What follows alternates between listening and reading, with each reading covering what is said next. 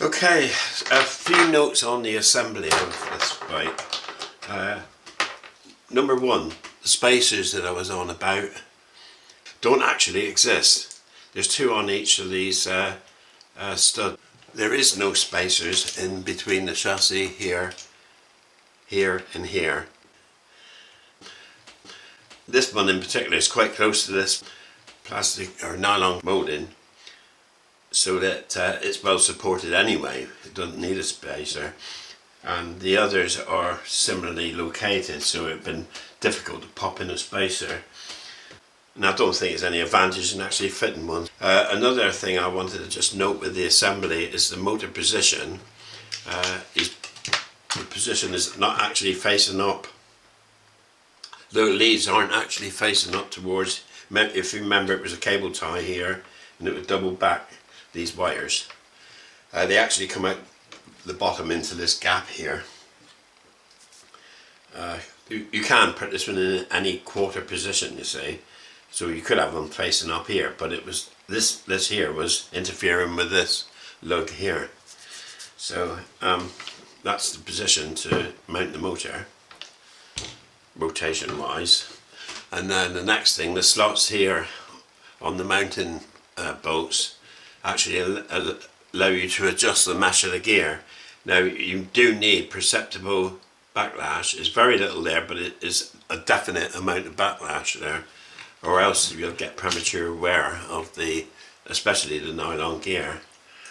And the next thing I noted was that the replacement servo has got an aluminium output spindle, meaning it'll be a metal gear on the output, so it's a slight upgrade from the old one, which was nylon output gear. So they're still classed as an SR4 servo, whatever that is. Whether it's a digital or not, I don't know. I don't think it is, but now to ease assembly, I don't need to do this, but I've removed the receiver box just so I can reroute the wiring easier when I install the servo. Sorry, when I install the servo in here. Now I've replaced these. Little nylon parts at the end of the servo mounting, and they can only fit in one way. They got little tiny lugs that fits the width of these slots here in the aluminium. The plastic molding's got like protrusions that actually fit the slot, so you can't put them in wrong.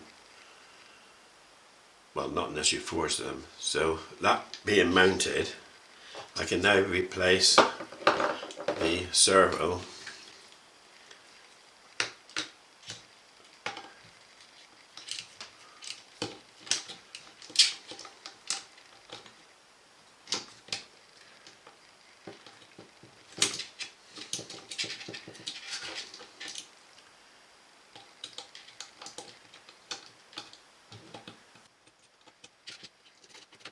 quite tight this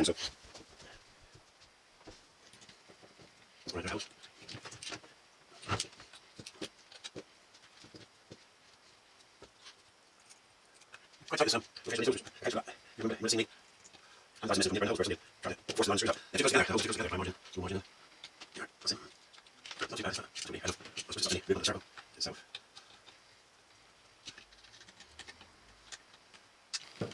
That's fine. Okay, now we line the wheels up, but we don't know the mid position until we connect it up to the RX. So I'll just stick this one on lightly for the moment.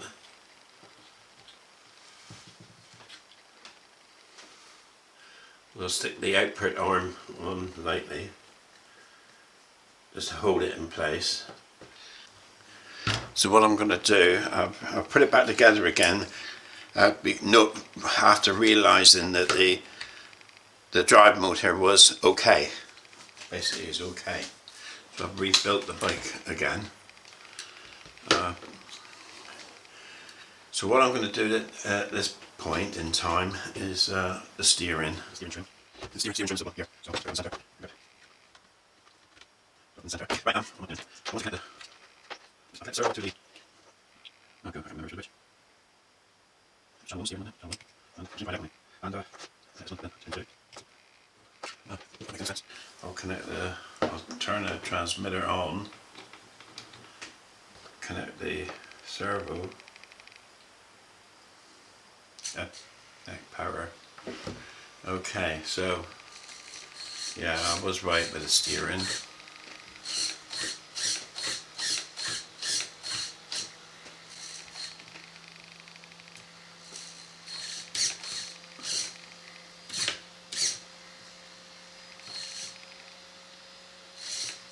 Well, that seems to be working okay, and see if we can move this one across the one spline and see if it's a big improvement or not. Right, I'm going to have to unscrew this one more, so I'm going to have to get a pair of pliers or a spanner.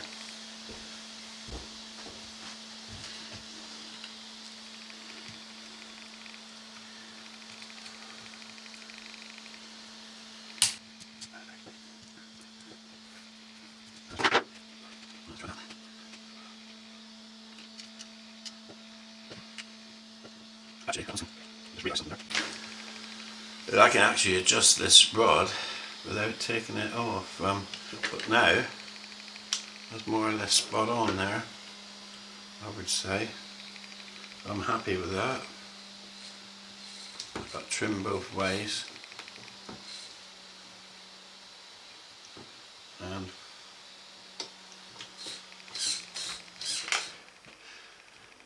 we've reached the stage now where we need to connect up the ESC, and I've already programmed it with the transmitter, so it's plugged in there. Got the receiver here, and just for now I'll plug in the ESC on channel 2, which is the throttle channel. Connect the battery. Oops.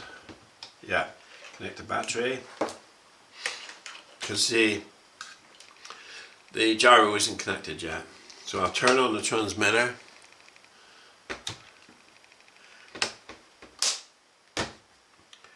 We'll turn on the ESC.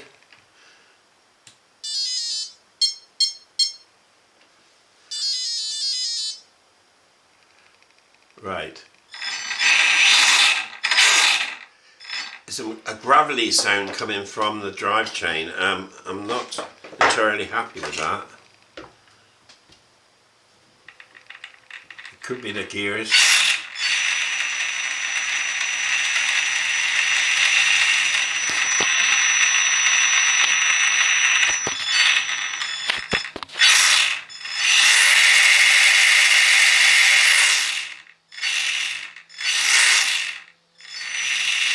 I will use some lubrication on it, and there is play there. There is a small amount of play between the two teeth.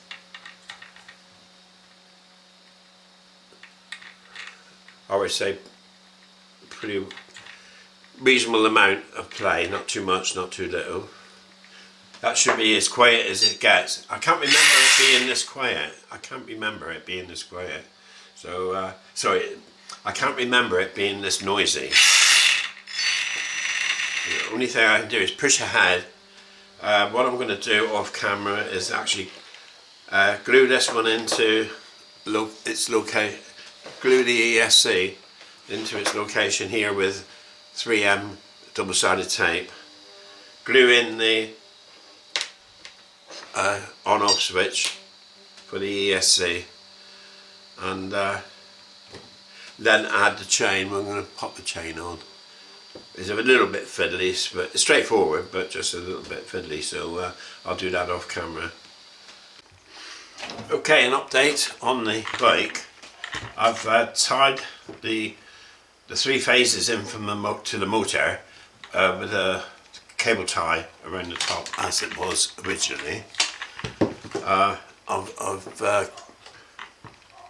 used some 3M double-sided tape to glue the switch. That'll be the switch for the turn the ESC on and off. Is there. This is the connector for the main power in, which would be the ESC, and I've yet to connect these two wires, which goes to the gyro control board. On the other side you can see the layout here, that everything's in place. I've glued the or rather stuck the ESC in place. Now I am still getting this roughness from the motor, and I don't quite understand it. It's quiet there, but yeah, it's quiet both ways now. But every time it's clearance there, so I got a feeling the motor might be suspect. But I can't tell for sure until I give it a test run, actual real run. The only problem is I've fitted the chain, or I've fitted the radio. So I fitted the radio's all in and complete. That's the aerial. I fitted the chain, but the problem is the connecting link. I've lost the spring clip. Yeah, now you can hear that roughness now.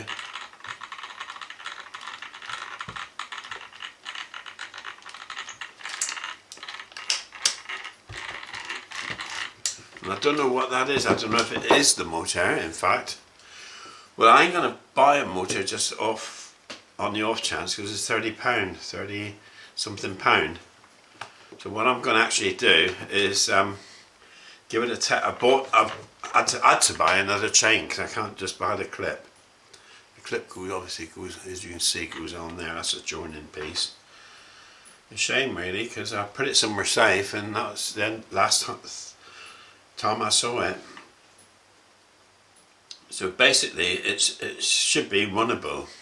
This moment I put that link, a connecting link on, it should be ready to test out. But that's the story so far. It's complete. I might have to buy another motor, I'm not sure. I've reinstalled a new RX, and everything's connected up and working, and I've just did a preliminary test just to make sure it's actually functioning, which it is. I've increased the gap slightly on the cogs here. It was played before, but I've made it looser than normal, which seems to have made it a bit quieter running. Everything appears to be functioning. So it's all ready now for to put the bolt the man back on, really, because it looks ridiculous, a bike going around without a man riding it. So that's the story. On my preliminary test, this one come off. So I did do these little what do they call them? Grub screws. I did do them up tight, but obviously they're not gripping, so I'll just make sure that the threads are clear before I stick this one back in. And so apart from that, everything should be okay. Everything's ready to rock and roll. Just the man to go on. And I've bound the new RX, and I've programmed the ESC. It's working much better. It was a bit lumpy before. The motor was lumpier on the this tiny ESC, which, by the way, I've glued that one back in. He's with a double-sided tape, and the on-off switch here. I've glued that one on with 3M double-sided tape. Everything's in position. The servo is all installed in right and running in the right sense, and so it's ready to go basically. So I'll put the man on, and at the first opportunity I'll do a decent test with him and get some video of it.